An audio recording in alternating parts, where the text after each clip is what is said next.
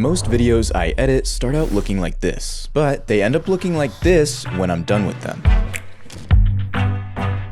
So in this video, I'm going to show you everything in between, the stack of editing tools that I use to get from start to finish. And these don't just make my videos look better, they save me hours on every edit. It's the exact setup that's gotten me millions of views, and the reason I can make videos like this consistently for myself and clients. And of course, I'll put every tool I mention in the description below. Starting at the bottom of the stack, we have DaVinci Resolve Studio. This may come as a surprise to some of you who have seen me using Premiere on this channel. And don't worry, I'm still using Premiere, which we'll get into later, but I use DaVinci for a very specific reason at the start of every project. And that is converting footage that looks like this to looking like this, or going from this to this. It just looks so much better. Now, Adobe is working on new color workflows for Premiere, as you can see right here, but for now, DaVinci is still my go-to for color. I mean, just look at this color page. There is so much functionality here. So much that it can be a little bit overwhelming. But honestly, even once you learn the basics, it's really worth it. So I'll bring in my raw log shots with a flat color profile and do everything from color correction to color grading to adding masks and other effects to clean up the shot. At this point, I render the videos and move on to what I consider to be the foundation of my editing stack, Adobe Premiere. Every video I edit starts and ends here. It's where everything comes together and honestly where I spend 80% of editing time. And if you want to learn how to use Premiere, I have plenty of tutorials on my channel that you can check out after watching this video. If you don't use Premiere, that's totally fine, but the main reasons I use it and teach it are that it's used by the majority of the professional creative industry. It ties in with the rest of the Adobe Creative Suite, and there's a large and growing plugin ecosystem that helps speed up your work. The plugins that I use for Premiere are always changing, but here are the main ones that I use on every project right now that will allow you to edit better videos faster. The first one is a tool I made called Keyrails, and it has one simple purpose: make it faster to create smooth, moving visuals in Premiere. See, without Keyrails, this is tricky because it's really hard to drag these keyframe handles perfectly straight every time. They move up, they move down, and it messes up your animation. But with Keyrails, they stay locked straight, and it even snaps to your handle so you don't have to be precise. And it makes it much easier to add professional, smooth motion to your graphics. The next plugin is Epidemic Sound, which is the sponsor of this video and my go-to for all things music and sound related. In my early days of editing, I used music and sound effects from wherever I could find it, and it was an okay free solution, until I got a copyright claim which took away all the money I made on a video that happened to go viral. I won't make that mistake again. And that's why I started using Epidemic Sound in the first place. Every track is high quality and comes with restriction-free licensing, so I can publish anywhere, any platform, and never think about a claim again. And it also feels good to use, because it's real music made by real musicians. And when you use their tracks through Epidemic, those artists actually get paid for it. And not to mention, Epidemic saves me loads of time with their plugin that allows you to use their software from directly inside Premiere or DaVinci. So you can search for music and sound effects and drag them directly onto the timeline. And from there, I love to use their tools to isolate different instruments from tracks to get the exact sound you need. But recently, the thing that saved me the most time is Assistant. So instead of digging through filters for 20 minutes, I just search for exactly what I need. For example, true crime documentary soundtrack, and it uses AI to pull tracks that fit. So as you can see here, you get a bunch of different options.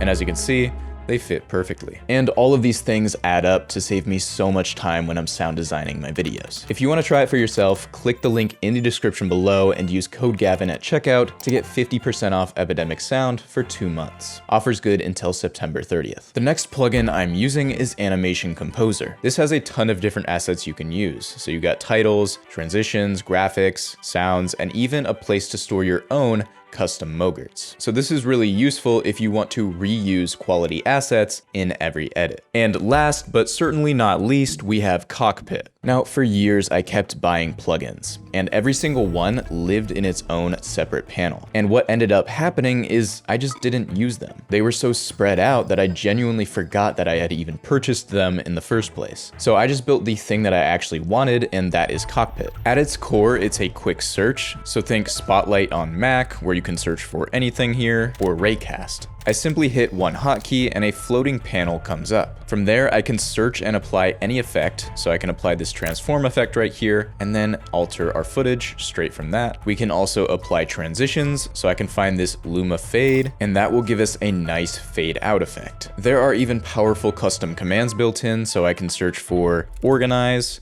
project bins, and this will go through and organize all of your footage into different folders. And then there are custom tools that live in the sidebar here. And when you click them, it will open your Cockpit panel with all of the different tools. Now this tool is Brand Kit, and this allows us to access our brand assets really quickly. So I can add the assets I have here directly onto our timeline. And there's so much more with these other tools as well. And each tool lives inside this single panel. So instead of keeping track of 10 different panels or using different shortcuts to open them, it's just this. And this is the single biggest speed jump that I've had in my workflow in a while, and I'm only gonna make it better from here. Now for the part that a lot of you are probably interested in, how do I make the motion graphics that I use in my videos? It might be surprising, but for me, this process starts with Figma. Figma is a software built specifically for designers, and so all of the tools are incredibly intuitive and easy to use, making it super fast to create a collage of visuals I like to use for inspiration, and then for me to mock up ideas I have for frames. Then, since I'm not a world-class designer and I like to save time, I like to put my frame mockups along with my collage of inspiration into an AI image generator like Gemini's Nano Banana or ChatGPT to give me more polished frame ideas and visual elements. But I don't just use what AI generates. I then go back into Figma and take inspiration and certain elements from the image it generated to create my own. So this process is great. I can make a frame with a bunch of layers, but you might have realized this is missing a pretty crucial component. Movement. So to make these frames move, which makes them more engaging, I use After Effects, which is included in the Adobe Creative Suite. But we still have an issue. We can't just bring this frame we made in Figma over to After Effects with all of its separate layers. Can we? Well, we can actually, thanks to some software called Overlord. Overlord allows you to bring designs you've made in Figma and also Illustrator and Photoshop directly into your After Effects project, with all of the separate layers still intact. This allows us to animate the individual layers and convert a single frame into an animated motion graphic. And similar to Premiere, After Effects has a ton of plugins that make creating motion much easier. My most used plugins are Flow, FX Console, Void, and Deep Glow. But I also made a video on 26 After Effects plugins on my channel if you want to check those out after this video. Another way to bring images to life without having to be an After Effects wizard is AI. I've mainly used Higgsfield so far, and it's helped me make a few cool visuals for my videos, but there are also other platforms that provide you access to the most recent models. And there are also more AI tools being built directly into the editing software I already use, like DaVinci and Premiere. So honestly, that's where I incorporate most of my AI work. Beeble is another AI tool I used recently. I only used it once, and it was for a single shot in my last video, but it took something that would have taken me a few weeks to do in a few minutes. So for example, I gave it my video and a reference image, and it changed the entire scene that I was in. It's not perfect, but it changed the lighting and the color on me, and it looks surprisingly good. Now with AI, I haven't truly found consistent tools that I keep in my editing stack, because one, they don't seamlessly plug into my daily workflow, and two, a lot of it still feels very experimental. But it's evolving fast, so it's worth playing around with and keeping up to date on. And I will do my best to share how I'm using these tools moving forward on this channel, so subscribe if you haven't already. And that's my video editing stack. Like I mentioned before, everything I talked about is in the description below if you want to check it out for yourself. But the software I use is only half the picture. The other half is this entire setup. So if you want to see my editing desk setup, then you might want to watch this video right here, where I'll show you the room, the gear, the whole thing.